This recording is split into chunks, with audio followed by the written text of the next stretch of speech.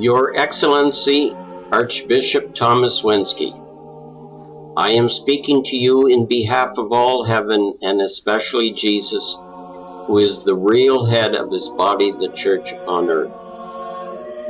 Jesus wishes that you, as his personal representative in the whole Archdiocese of Miami, Florida, take immediate action to restore the local church here in southern Florida to its former state of glory. Jesus wants you to know that the Catholic Church upon earth has become diabolically disoriented through the changes that have been implemented since Vatican II.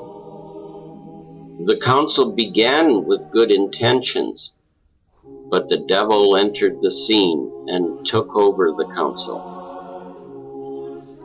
This happened because of a general lack of prayer for its success. The red hats, the cardinals, have fallen from grace, and the purple hats, the bishops, are being misled. The Protestants were allowed as observers at the Vatican Council, and their presence unduly influenced the proceedings, which eventually led to the compromising and the watering down of the doctrines of the Church, causing a gradual pollution of the Catholic faith. The hierarchy of the one true Church have lost their way.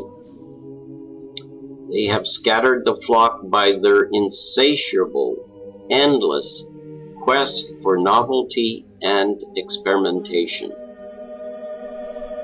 The building of the structure of the Church was given by Jesus himself to his apostles.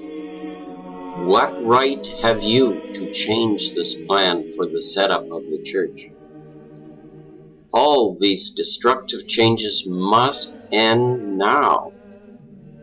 The Lord High God in heaven commands that you return the Church to tradition. The Church is built on the twin pillars of faith and tradition. Restore the traditional Mass in Latin. Restore the altar railings so that the faithful may receive their God on their knees and on the tongue. Communion in the hand is a sacrilege and must cease immediately. Extraordinary ministers of the Eucharist must be discarded. Deacons administering the sacraments as if they were priests must be discontinued. If you return the Church back to tradition, you will have all the priests and vocations that you want. Priests must return to wearing their traditional clerical garb, and nuns must return to their habits, and these habits must extend all the way to the floor. The house of God must be returned to being a house of prayer. Silence and quiet meditation must be reinstated.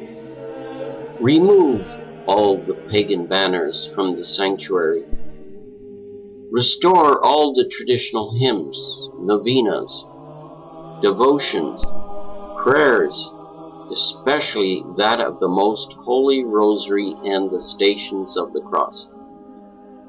If you do not turn back and start over, the errors, confusion, and the loss of faith will only increase, and the end result will be the closing of more Catholic churches and Catholic schools. A house in darkness wears a band of death about it.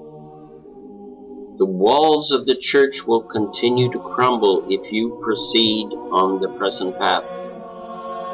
However, the foundation is firm, for Jesus himself is the foundation. You cannot follow the currents of the world, for if you do, you will die on the vine. God himself will shake the tree, and all that is rotten will fall.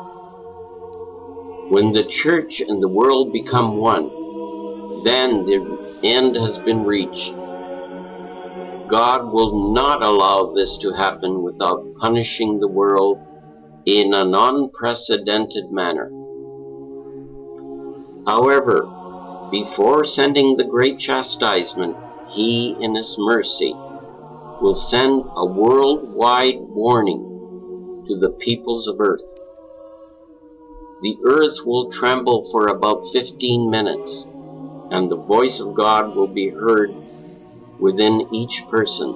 This is your last warning before the chastisement.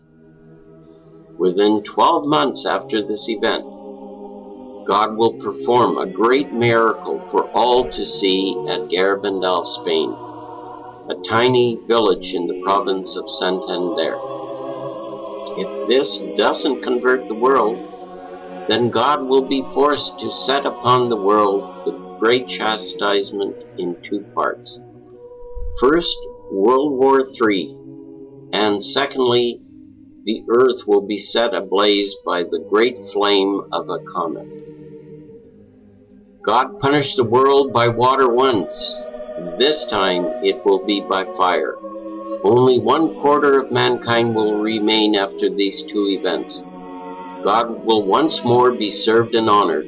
The Catholic Church will spread throughout the earth. There will only be one flock and one shepherd.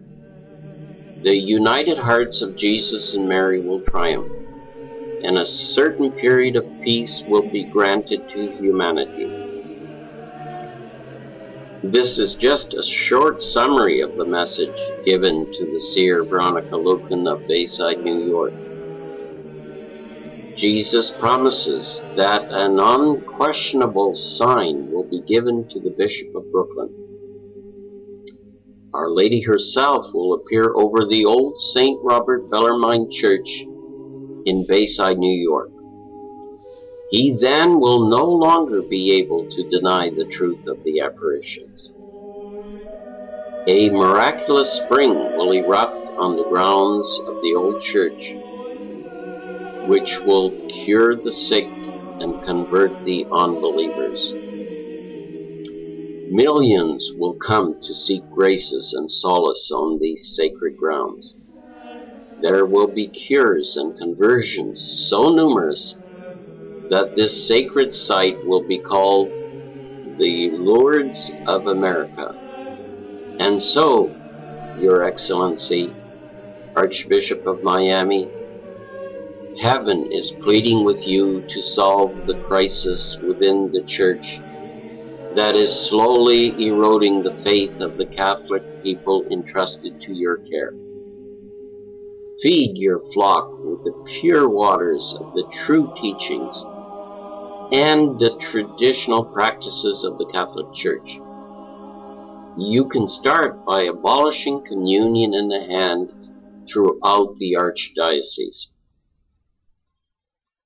Cleanse the seminaries of the false teachings and the doctrines of demons that are being promulgated in these institutions. Do not be afraid. If Jesus gave the power to Peter to walk on the water during a fierce storm, so He will give you the strength to overcome the violent waves of resistance to returning to Catholic orthodoxy. If God is with us, who can be against us? We will all be with you to weather the storm. For further details about what God requires of all of us, check my website, rosesfromheaven.com and apparitionsofthevirginmary.com. Yours faithfully in Jesus, Mary, and Joseph, Frank Albis, a parishioner at St. Joseph's Church, Miami Beach.